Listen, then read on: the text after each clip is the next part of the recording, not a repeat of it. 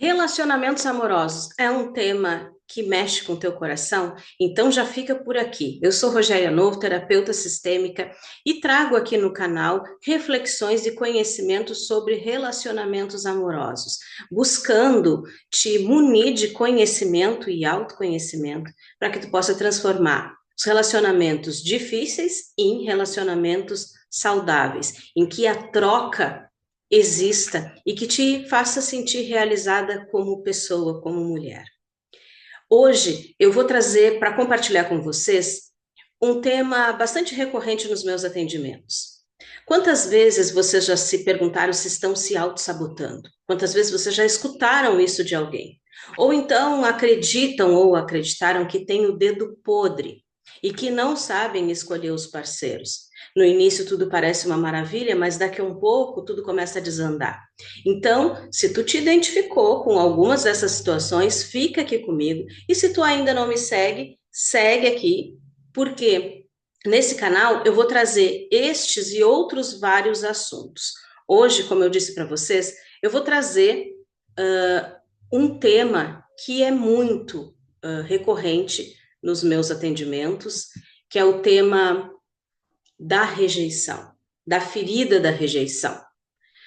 Como que essa ferida, ela nos faz usar máscaras que nos sabotam e sabotam os nossos relacionamentos. A questão é que nós não temos consciência disso. Então, o que eu vou fazer aqui hoje é te mostrar como que elas surgem e como que essa ferida gera a dificuldade de se relacionar. Vou trazer alguns exemplos práticos aqui, que eu vou reunindo a partir dos meus atendimentos, alguns da minha própria história de vida, para que nós possamos ir pontuando e não permitindo que essa ferida continue ditando os nossos relacionamentos. Hoje aqui é dia de entender por que surgem essas máscaras, que máscaras nós usamos para fugir da dor da rejeição, como que elas interferem nos nossos relacionamentos e como iniciar a transformação. Como eu digo, nós precisamos colocar o dedo na ferida, mas precisamos também da pomada, nós precisamos saber como nos movimentar numa nova direção. Então, já começo aqui, tem bastante conteúdo, não vou enrolar muito. Por que surgem as nossas máscaras? Primeiro, o que é máscara? Máscara é uma armadura que nós vestimos, é um modo de nos relacionar, de agir e de reagir, que busca sobrevivência. Foi o jeito que nós aprendemos a ser. Foi como nós fomos nos construindo, aquilo que nós fomos escolhendo fazer para sermos aceitas. Eu vou falar um pouquinho mais disso adiante. Mas é importante entender que quando nós estamos em conflito, entristecidas, deprimidas, exaustas, perdidas, é um indício de que nós estamos entre a nossa máscara, aquilo que nós escolhemos ser para pertencermos, para sermos aceitas, validadas, reconhecidas, escolhidas, e a nossa essência, aquilo que nós somos de fato. E como que nós aprendemos isso? Nós aprendemos isso por conta das cargas emocionais não elaboradas. Pensem no seguinte: desde o nosso nascimento, nós vamos aprendendo e vamos ouvindo, isso está certo, isso está errado, eu gosto de ti, não gosto mais de ti porque tu fez isso, ninguém vai gostar de ti por conta disso. Então, nós somos ainda crianças, sem estrutura emocional para entender fatos, situações e falas que são ditas. As crianças não fazem analogias, crianças não fazem prospecção. Por isso, elas tomam esses fatos de uma forma muito diferente e dão significado para esses fatos. Então, essas cargas, eu coloquei aqui como cargas emocionais não elaboradas, vai vir tanto da falta do amor, aquilo que eu não recebi, como também do excesso, inclusive excesso de cuidado, excesso de proteção. Tanto a falta quanto o excesso vão gerar na pessoa reflexos que ela vai levar para a sua vida adulta e, portanto, vai interferir nos seus relacionamentos. Durante a nossa infância, nós vamos aprendendo e vamos reforçando isso durante toda a nossa vida, sobretudo na vida adulta, a assumir papéis e funções. E para isso, ou por conta disso, nós vamos fazendo aqui pactos. Eu sou a que cuido de todos, eu sou a compreensível, eu sou a que resolve tudo. Nós vamos entrando em movimentos de lealdade, de dívidas. A minha mãe fez tanto por mim, nunca me abandonou, como eu abandono ela agora? Como que eu digo não para ela? Como que eu assumo o meu relacionamento inteira e deixo para trás a minha mãe? Ou como que eu agora me realizo no meu relacionamento, sendo que a minha mãe sofreu tanto no relacionamento dela? E isso, as lealdades, as dívidas e os pactos, eles são invisíveis. Eles não são claros, nós não temos consciência num primeiro momento. Num segundo momento, a gente passa a ter consciência, que é o que eu estou buscando trazer aqui para vocês, para num terceiro momento nós darmos o passo, de fato, de transformação. Então, o primeiro passo aqui é tomar consciência. É começar a perceber que papel e que função eu estou assumindo nas relações, tanto com a minha família original, pai, mãe, irmãos, quanto nos meus relacionamentos amorosos também, né? Se sou mãe aqui, também na relação com os meus filhos. E por que que nós deixamos de ser quem somos em essência e passamos a usar máscaras para pertencer? Porque nós carregamos culpas, nós carregamos medos e nós carregamos vergonha. São três elementos aqui que se misturam e fazem nós sermos quem nós não somos de fato. Então, eu me sinto culpada por fazer a minha mãe sofrer, eu me sinto culpada por adoecer, por causar um transtorno, causar conflito. A criança, lembram que eu falei, né? A criança não tem estrutura, então ela vê os pais brigando por conta de dinheiro, não está dando para pagar as contas. Porque tem que comprar o leite do filho e não tem dinheiro. O filho só percebe que ele está sendo um transtorno. Se ele não existisse, não teria esse problema. É isso que os pais estão falando? Não. Mas a criança está compreendendo assim. E a partir disso, ela vai reforçando por outros vários acontecimentos esse entendimento de que ela é um erro. Então, ela carrega uma culpa. Que depois a gente poderia falar de ingratidão, mas eu não vou entrar nesses méritos aqui hoje, porque hoje eu vou falar da rejeição e de como ela pode nos sabotar nos relacionamentos.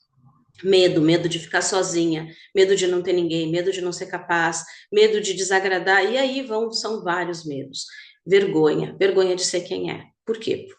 Porque tu é um erro, porque tu faz tudo errado, porque o teu irmão menor já consegue fazer o que tu não consegue, porque as filhas da fulana já estão fazendo tal coisa e tu ainda não.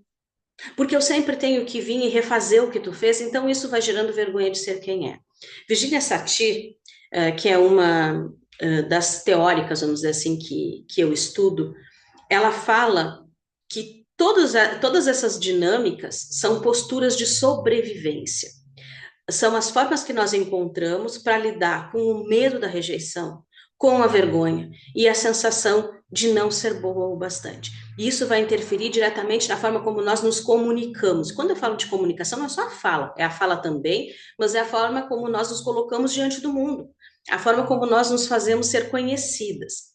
E aí uma questão importante, eu sempre trago isso, mas eu gosto de reforçar. Bom, isso tudo está no nosso inconsciente. Nós carregamos sem perceber, até perceber. Essas crenças, essas máscaras, isso que a gente carrega de sentimento, de pensamento sobre nós mesmos, que geram comportamentos, reações, ações, decisões, são nocivas quando nos bloqueiam. E somente nós é que definimos se nós estamos bloqueadas por conta disso. Aqui eu falo da virada de chave, da percepção da própria pessoa. Isso está me fazendo mal, isso está me incomodando. Porque sim, vão ter relações que, numa perspectiva de equilíbrio sistêmico, de lei de pertencimento, vão ser disfuncionais, mas que as pessoas envolvidas estão assumindo papéis e funções que lhes agradam inicialmente. E vão passar por muito tempo assim. Então é importante, e isso importa para nós aqui, porque às vezes vem alguém de fora e tenta nos provar que a nossa dinâmica está equivocada. E na perspectiva da pessoa, ok. Da perspectiva teórica, ok. Da perspectiva da psicologia, da psicanálise, da terapia familiar, ok. Mas é a pessoa que tem que definir que ela está bloqueada por conta do que ela está vivendo. Aqui começa o processo. Uma outra coisa que eu gosto muito de trazer também é que nós não falamos na terapia sistêmica de fatos. Nós não falamos das outras pessoas. Por quê? Porque as nossas feridas que geram necessidades, que geram máscaras, posturas diante da vida, elas passam pela interpretação e não pelos fatos em si. Então, uma coisa é a realidade. E isso fica muito evidente quando eu atendo a algumas pessoas que estão envolvidas na mesma situação, irmãs, por exemplo. E cada uma me traz a sua sensação de um fenômeno, um episódio, uma memória vivida entre as duas. Como se não fosse a mesma história. Mas por quê? Porque tem uma interpretação, tem uma carga emocional envolvida. Então, isso precisa ficar muito claro. Eu tenho a dor da rejeição, mas não quer dizer que eu fui rejeitada. E isso nos ajuda, inclusive, a reconhecer que nós temos essa ferida. Quando há um contraponto aqui, como assim eu não posso me sentir rejeitada se a minha mãe nunca foi embora? O meu pai me assumiu, estava lá casado com a minha mãe, são casados até hoje, como que eu vou ter a ferida da rejeição? Não, esta ferida eu não tenho. Uma coisa é uma coisa, outra coisa é outra coisa. Então, isso é importante a gente entender. E nós escolhemos usar essas máscaras. Nós escolhemos assumir esses papéis, ter essa postura, como uma estratégia. Então, é nossa responsabilidade. Porque num movimento terapêutico, é muito comum que as pessoas tentem culpar os seus antepassados por o que elas estão vivendo. E esse é um movimento que eu vejo muito, inclusive, sendo divulgado. Hoje eu tenho dificuldade financeira porque a minha avó se manteve num casamento, ou a minha avó negou a herança, não dividiu com seus irmãos. Então, a responsabilidade por tudo que eu faço deixa de ser minha. Eu entrego lá para minha avó, entrego lá para minha mãe, entrego lá para alguém que eu nem sei. A carga, ela é sistêmica, ela vem de geração em geração, mas sempre sou eu que escolho carregar ou não. Na minha família, me atribuíram o papel desde pequena de resolver todos os conflitos, mas eu peguei esse papel para mim, eu assumi ele. Então é minha responsabilidade largar ele também. Não é responsabilidade das outras pessoas se convencerem de que eu não devo mais estar nesse papel e pararem de me pedir coisas. Não, é meu papel.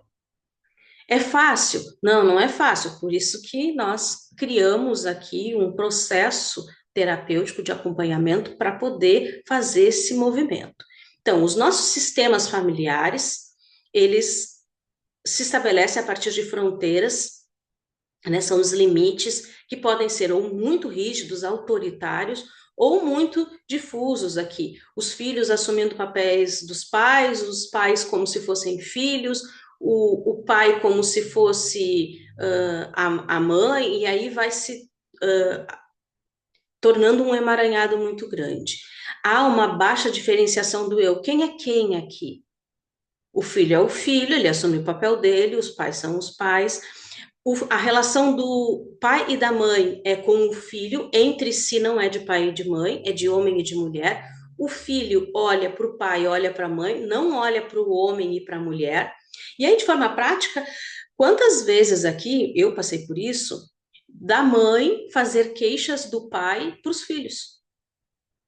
Ela não está fazendo queixa do pai, ela está fazendo queixa do homem que ela escolheu para ter um relacionamento, em algum momento, mesmo que tenha se separado. Então, essa filha passa a olhar aquele pai não mais como pai, olha como homem.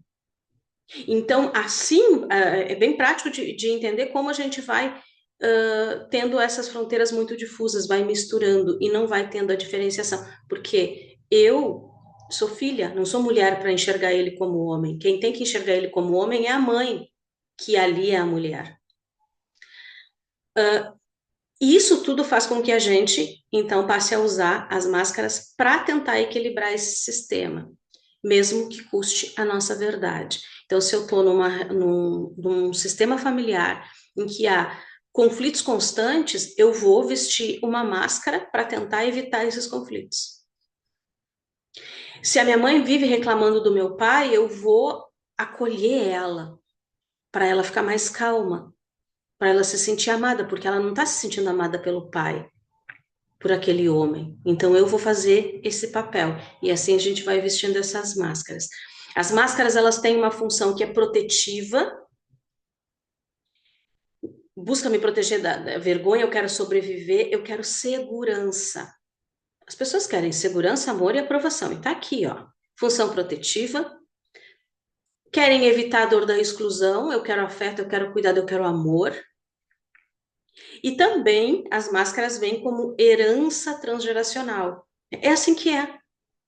Então, se é assim que é com todas as mulheres, para eu ser aprovada como mulher, ser aceita no meu sistema, também vou ser assim. Se todas as mulheres sofrem no amor, eu vou sofrer no amor. Se todas as mulheres são provedoras do lar, tendo ou não tendo parceiro, eu também vou ser. Se as mulheres fazem de tudo para fazer o parceiro crescer, eu também vou fazer. Porque é assim que é. E eu não passo a questionar isso. Então, tudo isso vai nos levando a vestir essas máscaras. E que máscaras são essas, né, que nós usamos para fugir da dor da rejeição? Perceba que eu trouxe ainda aqui uma questão, né, de uma observação. A rejeição, ela é um fator central que sabota os nossos relacionamentos. Ela traz, além da ferida em si, questões, as outras dores, como a que vergonha, medo de falhar, de perder o controle. A rejeição, ela é um ponto, e esse ponto toca em medos, medo de não pertencimento, mas existem outras questões também que sabotam os nossos relacionamentos. Aqui eu trouxe um recorte, eu trouxe aqui uma ferida, eu trouxe aqui uma questão, um sentimento. Nós poderíamos falar de abandono, até porque tem uma conexão, eu não vou entrar nesse mérito aqui também, né, de abandono e de rejeição, rapidinho um recorte.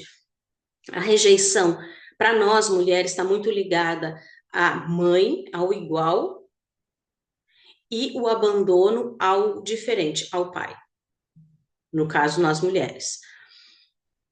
Mas é importante nós entender que há um universo. Eu trouxe aqui para vocês, fazendo um cruzamento entre as posturas, né, de Satir, que ela traz, com aquilo que a gente convenciona e se ouve mais, né? A boazinha, a salvadora, a guerreira, que são os papéis que a gente vai vestindo e que são mais disseminados de alguma forma. Eu trouxe com uma base mais aqui mais estruturada a partir da terapia sistêmica. Então, a apaziguadora, a boazinha e a salvadora, elas estão aqui. E aí, algumas pessoas às vezes me perguntam, agora no mês de junho eu fiz um workshop e falei muito sobre esses perfis, a boazinha, a salvadora e a guerreira, e uma pergunta que eu recebi muito foi, Rogério, eu me vejo um pouco boazinha, mas também me vejo salvadora. E agora? A Virgínia, ela faz a partir e ela não fala de boazinha de salvadora, tá? Eu que fiz essa correlação. mas ela mostra que há um perfil maior, uma postura que engloba a boazinha e que engloba a salvadora. E aí a gente vai entender por que que, quando a gente faz uma distinção, parece que elas são meio que se cruzam, realmente se cruzam, tá? Quem é a apaziguadora? Bom, ela evita a rejeição buscando aprovação a qualquer custo. Bom, comecem a imaginar, comecem a pensar vocês nos relacionamentos de vocês. Se vocês não estão buscando sempre a aprovação do parceiro, de diferentes formas. Bom, se há essa necessidade de aprovação o tempo todo, de saber que vocês estão certas, que o meu parceiro precisa reconhecer que ele errou, que eu que estava certa, aqui há um indício de que nós estamos evitando esse sentimento de rejeição. Então, o que que a apaziguadora vai fazer? Vai minimizar os conflitos. Vai dizer sim para tudo, vai aceitar as críticas sem questionar, vai assumir essas críticas como verdade, vai expressar concordância mesmo quando discorda. Aqui tem um ponto-chave, vocês vão ver mais adiante. Ela concorda mesmo lá dentro sabendo que não. Ela diz que sim para não se incomodar. Eu não queria fazer, mas eu vou dizer que sim, porque assim eu não gero conflitos, eu não me incomodo, eu não crio problemas. A, a frase é: se eu for boazinha e não me incomodar, não vão me abandonar. E assim, nas relações, a pessoa vai suprimindo as suas necessidades, os seus desejos, vai desenvolvendo um ressentimento silencioso. Aí eu brinco, né? Faz beicinho para o parceiro perceber que está chateada, o parceiro não percebe, e aí fica mais chateada ainda, né? Tem uma dificuldade aqui de se diferenciar do outro, de entender que ela é um ser único e que o outro é um ser único. Um outro perfil, a acusadora, está aqui entre a guerreira e a controladora. Ela vai evitar a rejeição sempre projetando a culpa no outro. Aqui mesmo que, quando a gente fala acusadora, controladora, guerreira, vem uma ideia de força, de potência. Mesmo quando alguém chega para os atendimentos tanto os individuais quanto os atendimentos de grupo, e chega se sentindo uma vítima, sofrendo, ela pode sim estar nesse papel de acusadora, porque ela projeta todas as suas tristezas, dificuldades no outro. É que eu tô assim, eu não consigo dar um passo, eu não consigo fazer as minhas coisas porque meu parceiro me traiu, porque meu parceiro não me ouve, porque ele não me dá atenção, porque ele só pensa no futebol, porque ele só quer sair com os amigos, porque ele tá sempre na volta da mãe dele. Eu projeto, ou porque aconteceu isso lá na minha infância, porque então sempre está projetando e justificando o seu sentimento no outro. E isso pode gerar uma postura aqui que é de usar a força, de estar sempre criticando, mesmo quando vem do sofrimento da dor, sempre fazendo crítica, sempre acusando, que é para proteger o seu eu, que a pessoa percebe como frágil, por isso ela se vitimiza. Eu sou tão coitada, como não tá me cuidando? Tu não presta atenção em mim, tu não faz nada por mim, tu não me olha, tu não me vê, percebe sempre para o outro. E aqui, quando essas críticas são voltadas ao comportamento, tu não faz isso certo, tu deveria estar fazendo isso, deveria ser assim, a gente vai criando essa ilusão de que nós somos as certas, nós sabemos como deveria ser, o outro aqui não sabe. A frase aqui é: se eu apontar os erros dos outros, ninguém vai ver o quanto eu sou frágil ou insuficiente. Isso vai criando uma distância nos relacionamentos. Vai trazendo uma sensação aqui de que nós estamos sozinha. Vai trazendo uma responsabilização, a culpa reprimida, né? O que eu tenho que fazer?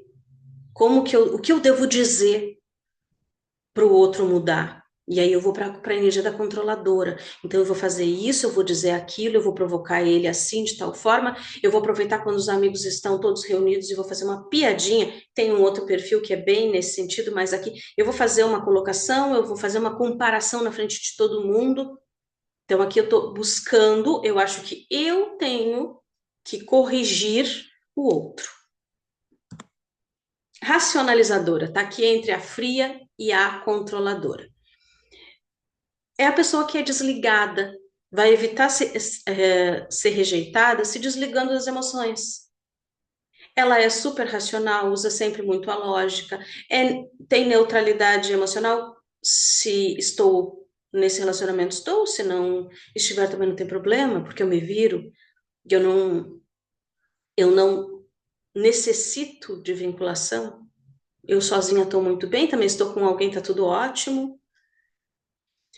Sempre traz lembranças, dados, informações, às vezes manda o texto para o parceiro para ele perceber como ele está errado, manda o post do Instagram, lembra de uma coisa que ele falou, faz o print do que ele disse, do que ele escreveu para mandar e lembrar. Então fica sempre muito apegada ao que é concreto. Por quê? Porque é como se faltasse chão, né? Para não se sentir vulnerável. Então, eu estou dizendo, eu não consigo falar do meu sentimento, porque eu me desliguei deles. Então, eu fico falando de coisas que aconteceram. A frase é: se eu não sentir nada e for bem racional, ninguém vai me ferir. Aqui é uma fuga. Então, eu não sinto para não sentir a dor. E isso gera uma dificuldade de conexão emocional, pode até estar no relacionamento, mas acaba não se entregando, né? Realmente, se vinculando realmente. A pessoa se sente isolada e se isola afetivamente e não tem autenticidade, não tem sentimento, é uma vida fria, né? É uma vida lógica, de resolução. Eu tô nesse relacionamento porque nós dividimos as contas, eu não consigo sair dessa relação, então fica tudo muito pautado, muito coisas que que são muito mensuráveis. E aí tem o outro perfil aqui, a distraída, né, a irrelevante, está muito conectada à fria, que vai evitar a rejeição, desviando a atenção do problema e das próprias emoções.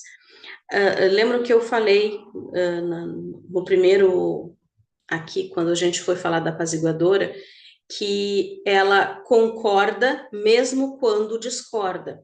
A diferença aqui da distraída é que ela vai tentar, ela não vai dizer sim quando ela não quer, ela vai tirar a atenção, ela não vai dizer sim, mas ela vai fazer todo mundo olhar para uma outra coisa, para que ela não tenha que enfrentar, para que ela não tenha que resolver aquele conflito, aquele dilema.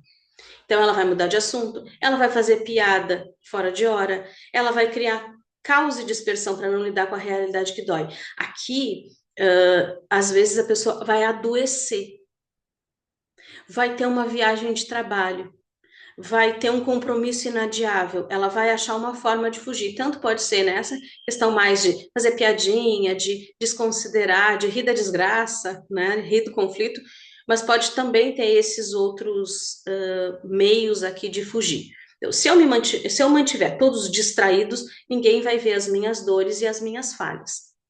Isso traz o quê? Uma desorganização relacional, não tem constância. A pessoa some porque está deprê, daqui a um pouco ela está lá fazendo festa, daqui a um pouco ela some de novo, e aí assim ela vai ficando, vai se relacionando. Falta confiança aqui e ela acaba sempre julgando que não é levada a sério, porque realmente os comportamentos dela não fazem com que as pessoas confiem nela. E como que essas posturas interferem nos nossos relacionamentos? Eu vou trazer aqui para vocês esses pontos. Primeiro eu vou falar um pouquinho sobre o distanciamento e depois eu vou trazer essas marcas, né? Codependência, conflito constante, as dinâmicas aqui, distâncias emocionais e relações superficiais. Então, sobre o distanciamento, a dor da rejeição, nós nos sentirmos rejeitados, ameaça a nossa necessidade de pertencimento. Se eu sou rejeitada, eu não pertenço, eu fico excluída de um sistema, de um grupo. E se eu fico excluída, eu perco o amor, eu perco a proteção, a segurança e eu perco a aceitação, a validação.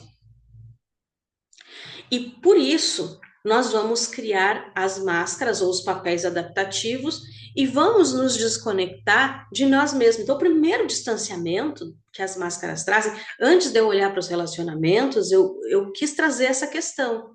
Antes de qualquer coisa, nós nos distanciamos de quem nós somos. E nós ficamos nos perguntando, mas como é que eu vou saber se eu estou vestindo uma máscara, se isso vai trazer problemas para o meu relacionamento? Percebam, quando vocês começam a se relacionar com alguém ou já estão num relacionamento, vocês ficam se perguntando o que que eu devo fazer, o que que eu devo dizer, como que eu devo falar isso, como que eu crio aqui um jeito para o outro perceber que tal coisa. Então aqui a gente vai buscando um jeito que não é o nosso jeito nato, esse é o meu jeito nato aqui, eu sou assim. Mas quando eu fico pensando, bom, se eu vou gravar, eu tenho que arrumar o cabelo, eu tenho que vestir uma, posso estar de preto, tenho que. Se eu começo a fazer isso, é claro que a gente tem que ter um autocuidado e se adaptar às situações. Eu estou falando disso como essência, né? Como aquilo que a gente fica fazendo e fica preocupado se não fizer. Então a gente vai se desconectando de quem nós somos, da nossa essência. E qual é o resultado? A gente passa a agir para ser aceito e não para expressar quem nós somos. Porque lá no fundo nós achamos que nós somos um erro. Lembra que eu falei lá no início? Nós somos um erro. Quem vai gostar de mim? Quem vai aceitar quem eu sou? E nós vamos fazendo tudo para ser aceitas, não para sermos inseridas como somos. E aí os nossos valores, os nossos sentimentos, as nossas necessidades reais, elas sempre ficam reprimidas, ocultas debaixo do tapete. Quando eu faço os atendimentos e as pessoas me falam das suas tristezas, uma das perguntas que eu faço é: e tu já falou isso pro teu parceiro? Já. Como? Ah, eu falei, a gente estava brigando, eu vou falar isso. Não, não é nesse lugar. Não, sim, quando ele vai jogar o futebol e quando ele volta, eu não falo com ele. Então ele percebe que eu não gosto. Eu já falei para ele, um dia nós estávamos lá reunidos com a família e aí eu disse para que o comportamento do cunhado era maravilhoso porque ele não jogava. Aí eu disse para ele que ele não me dá atenção, que ele não me dá carinho, que ele não me dá o que eu preciso. Todas essas são formas de jogar sempre para o outro a responsabilidade. Já falou do que tu sente? Eu me sinto abandonada. Eu me sinto rejeitada assim. Isso dói. Eu me sinto um nada. Eu me sinto. Para mim é importante estar mais tempo junto. Eu tenho necessidade de toque, de abraço, de carinho. Assim, eu já consegui comunicar isso? Então, quando eu não acredito que isso tudo que eu sinto, que eu penso, que eu preciso é um erro, eu consigo comunicar. Caso contrário, eu estou distante aqui de mim e me distanciando também do relacionamento. Bom, vamos falar agora de codependência aqui, rapidamente, né? Uma pincelada aqui. Então, o nosso medo de sermos rejeitadas nos leva para a codependência, em alguns casos. Sobretudo quando nós temos ali a postura da boazinha e da salvadora. Por quê? Nós vamos nos autoanular. Nós vamos ser hiper cuidadosas para manter aquele vínculo. Então, se eu for indispensável para o outro, ele nunca vai me deixar. Então, eu estou sempre salvando o outro.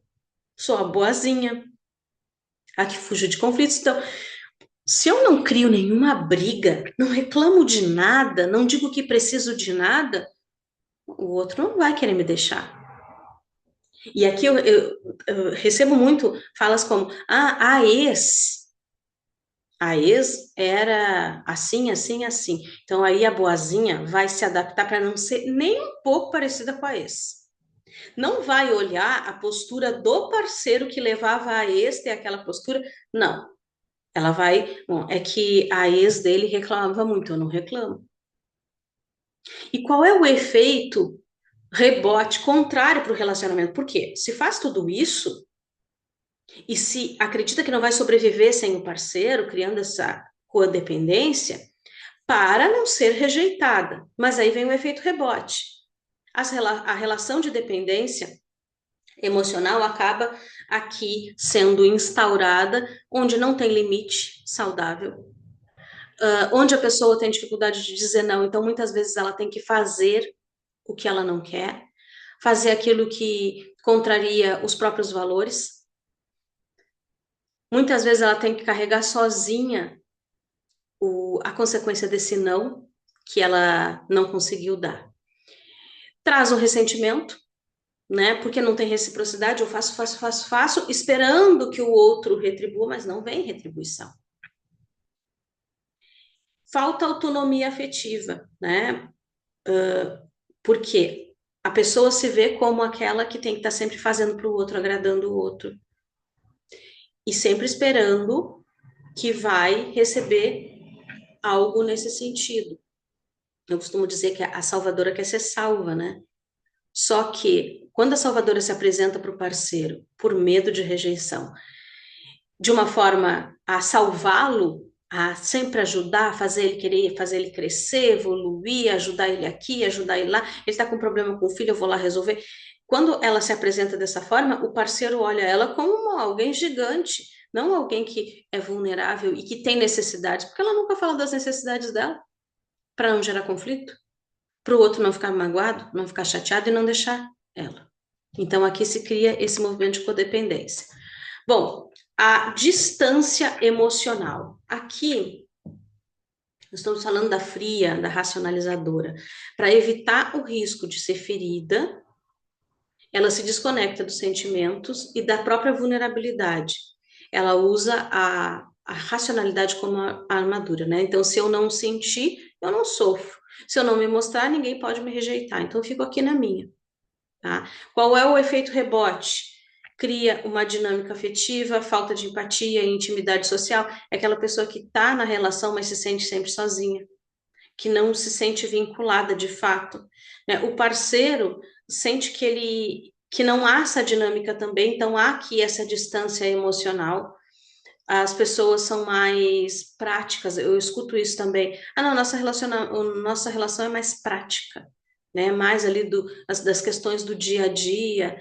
Ou se eu tenho um problema, não é com essa pessoa que eu vou dividir, eu não compartilho, né, do meu dia a dia. A gente tem algo bem, eu poderia dizer, é frio mesmo, né? E isso acaba gerando aqui o essa distância gera uma solidão a dois, como eu coloquei ali. Conflitos constantes, aqui é a guerreira, controladora, né? O medo de ser rejeitada faz com que ela busque controlar para garantir estar protegida. Então, se eu me antecipar, se eu dominar, se eu atacar, ninguém vai perceber que eu tenho medo de ser rejeitado ou abandonado. Então, o efeito rebote aqui. As relações ficam marcadas por disputa de poder, crítica constante, briga constante, gritaria. Às vezes não é gritaria, às vezes é um silêncio total, mas é sempre tentando manipular, controlar o outro. A imposição de regras. Bom, comigo é assim. Aí estou começando o relacionamento. Bom, comigo funciona assim. Eu preciso de espaço, então um final de semana por mês a gente não se fala. Bom, comigo é assim, eu gosto de uma pessoa que seja sincera, honesta e que me diga sempre o que está fazendo. Então a gente vai fazendo as imposições. Por quê? Porque tem medo de ser surpreendida com algo que não controle, que é a rejeição, que é o abandono, que é o término. O outro acaba ficando amedrontado e ele acaba, né, se afastando em algumas situações. E aí a pessoa depois vai dizer, viu? Eu sou sempre rejeitada. Viu? Essa pessoa não. Eu tenho o dedo podre. Então, vai confirmando aquelas crenças iniciais. E quanto mais ela reforça essas crenças, mais ela tenta controlar. Aí, o próximo parceiro, ela vai olhar todo o passado dele, ver com quem ele namorou, ver. Eu conheço pessoas que acabam, antes dá o start para o relacionamento, elas quase fazem o genograma da pessoa. Querem saber como é que foi a relação com o pai, querem saber como é que foi a relação com a mãe, se tem algum conflito, se tem esse, não tem esse. Eu recebi de uma cliente amiga há um tempo atrás um vídeo que falava, né, de uma orientação para as mulheres não terem parceiros com filhos, porque senão ela nunca seria prioridade. Então, as pessoas começam a buscar isso. Tem filho? Não tem filho? Faz checklist. Tudo buscando controlar. Não se permite viver e perceber, porque a pessoa pode ter filho e conseguir, o filho é a prioridade, veio antes, mas pode conseguir lidar com isso de uma forma saudável. Outros podem não ter filhos, mas ficarem tão fixados no videogame, na mãe, no futebol, no trabalho, que a pessoa vai ficar sempre de lado. Então não são esses fatos que a gente vai poder controlar como vai ser a relação, como vai ser o outro. Agora, se a gente tem confiança em si, aí nós conseguimos lidar com os relacionamentos, confiar no processo, deixar as coisas acontecer, não é deixar fluir, não é deixar rolar. Lá no meu Instagram eu trouxe esse conteúdo. Então, se tu não me segue lá no Instagram, eu vou deixar aqui na descrição o link para o meu perfil. E aí tu busca lá, porque eu fiz um post falando sobre isso, né? O risco do deixar rolar. Deixar rolar não é deixar fluir. E se a gente não entende isso, a gente acaba se sentindo rejeitado. Relações superficiais. Aqui a irrelevante, humorista, fria, guerreira, estão aqui nessas relações. Vamos ver que vai se repetir um pouquinho das outras questões, né? Para não encarar os conflitos, a pessoa se refugia ou no humor, ou no trabalho, numa distração. Ela evita de qualquer forma profundidade, tá? Se eu não falar sério, ninguém vai me rejeitar, porque ninguém vai ver que eu sou de verdade. Se eu estiver trabalhando, eu tenho as desculpas para não estar disponível, eu não posso. Agora não posso ver isso, agora não posso me envolver, agora não posso sentir. Qual é o efeito rebote? As relações ficam sem profundidade emocional, comprometimento, que falta comprometimento também das duas pessoas, inclusive. O outro sente dificuldade de confiar e de construir uma intimidade real. Aqui há uma tendência do outro também fugir. E aí o outro pode fugir para o trabalho, para os vícios, pode fugir para o colo da mãe, dependendo do perfil, da postura, do lugar que a pessoa ocupa, pode buscar um outro relacionamento, tá? Como fuga. E aí aqui o adendo, tá? Não é nossa responsabilidade o que o outro faz com o que nós somos. Nós somos responsáveis pelo nosso processo de cura, o outro pelo dele. Se é essa forma que ele resolve, aí é uma questão que ele vai ter que trabalhar também. E agora, como iniciar a transformação? Bem rapidinho aqui. Consciência e nomeação. Eu preciso me identificar, eu preciso perceber que eu tenho esse medo, eu preciso perceber que eu tenho essa postura, que eu tenho essa tendência, que eu tenho essa crença, esse pensamento. Então, e eu preciso dar nome para isso. Não é só. Tem a sensação, parece que estão pegando do pescoço. Me sinto tão diminuída, sugada. É dar nome para as coisas. Isso é angústia, isso é ansiedade, isso é medo, isso é culpa, isso é raiva. Eu preciso me conhecer e saber que eu sou sombra, sou luz, sou sombra. Eu preciso nomear isso, eu preciso ter consciência. E depois, mais adiante, começar a ter consciência do que me faz ter raiva, do que me faz ter medo, do que são os meus gatilhos. Honra e gratidão. O que é honra e gratidão aqui? É eu entender que essa máscara, esse perfil, essa postura serviu e serviu muito para me trazer até aqui. Se não, é possível que eu não tivesse sobrevivido. Então, não é me sentir a última das últimas, ficar me culpando porque eu fui isso, porque eu fui aquilo, ou ficar tentando disparar de quem eu fui. Ah, eu era guerreira, não posso agora ser guerreira. É como eu integro essa guerreira na hora certa, no lugar certo, porque, em parte, depois de anos vestindo essa máscara, eu passo a me fundir com ela. E como que agora eu me distancio para saber quem eu sou, mas eu integro essa parte que é minha. Eu não fui um erro, porque senão, e aí aqui é um risco enorme, Sobretudo quando a gente fica se eu ia dizer automedicando, não é automedicando, se autolaudando pelas redes sociais. Ah, eu sou isso, eu sou aquilo, eu tenho isso, eu tenho aquilo. E aí a gente vira aqui num movimento de autocondenação e autopunição. Não sai da mesma dor. Eu passo a saber que eu tenho isso, tenho aquilo, que eu sinto isso, eu passo a nomear coisas, mas ao invés de nomear para me transformar, eu fico presa ali nessas nomenclaturas, vamos dizer assim. Eu preciso reconhecer que necessidade eu tenho que não foi atendida lá na infância, nos relacionamentos, no meu relacionamento atual. O que que eu preciso? O que que eu necessito? O que está me faltando? Está me faltando tempo de qualidade, está me faltando carinho, está me faltando atenção, está me faltando conversa, está me faltando validação, aceitação, reconhecimento. E tudo isso é meu, não é do outro. Porque quando eu tenho consciência, honro a minha história, reconheço as minhas necessidades, eu consigo construir uma comunicação congruente entre o que eu sinto e aquilo que eu falo. Eu não vou dizer sim quando quero dizer não. Se hoje tu pudesse falar a verdade sobre o que tu sente e pensa, o que tu diria para o teu parceiro ou para a tua família? E isso aqui é uma dica de exercício. Escrevam isso. Você não precisa entregar para ninguém, não é para isso. É um movimento de ter consciência do que vocês estão sentindo, das necessidades não atendidas, das situações que vocês viveram. Se não tivesse nada a perder.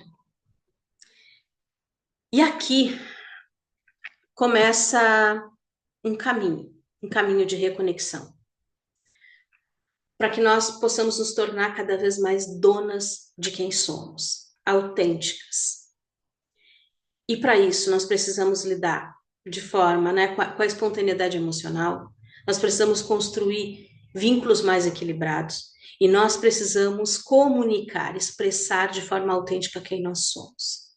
Eu deixei aqui na descrição alguns links de espaços que eu ofereço para apoio e para reflexão. Tem lá o meu Instagram, a comunidade Dona de Si, em que eu coloco reflexões 3 vezes por semana. Tem textos para quem prefere, ao invés de ouvir áudios, ter acesso a textos escritos. Tem também os links lá que levam para os textos.